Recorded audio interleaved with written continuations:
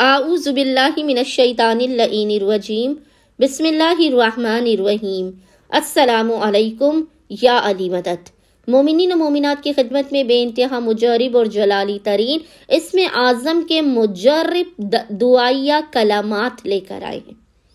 یہ اس قدر مجرب ترین اسم اعظم کے دعائیہ کلمات ہیں کہ جب بھی آپ پڑھیں گے، جہاں بھی پڑھیں گے، جس حال میں بھی پڑھیں گے، فوری اثر کریں گے اور فوراً کے فوراً آپ کو آپ کی حاجات صدقہ محمد و آل محمد عطا کر دی جائیں گی۔ آپ کی ہر قسم کی بے بسی کا، نا امیدی کا اور مایوسیوں کا خاتمہ ہو جائے گا۔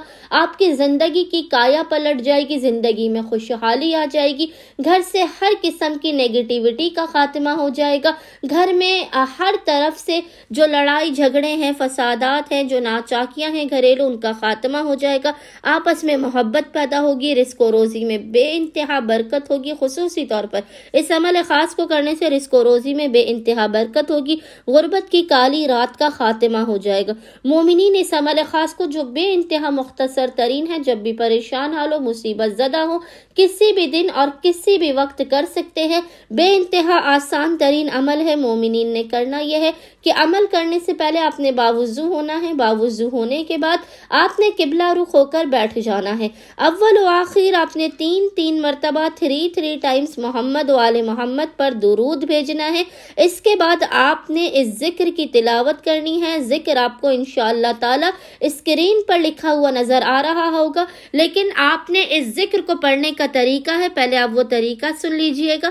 سب سے پہلے آپ نے پڑھنا ہے یا اللہ، یا اللہ پڑھنے کے بعد آپ نے اللہ کے آگے اپنی حاجت طلب کرنی ہے، پھر پڑھنا ہے یا رب استجب دعوتی، پھر آپ نے یا اللہ پڑھنا، یعنی 100 ٹائمز جب آپ اس ذکر کو پڑھیں گے یا اللہ یا رب استجب دعوتی، تو ہر مرتبہ آپ نے یا اللہ پڑھنے کے بعد اپنی حاجت طلب کرنی ہے، پھر اس ذکر کو مکمل کرنا ہے۔ یعنی آپ اس کی ایک تسبیح پڑھیں گے، 100 ٹائمز آپ اس ذکر کو پڑھیں گے تو 100 مرتبہ ہی آپ نے یا اللہ کہنے کے بعد اللہ سے اپنی حاجت طلب کرنی ہے اور اس ذکر کو یا رب استجب دعوتی تک مکمل کرنا ہے۔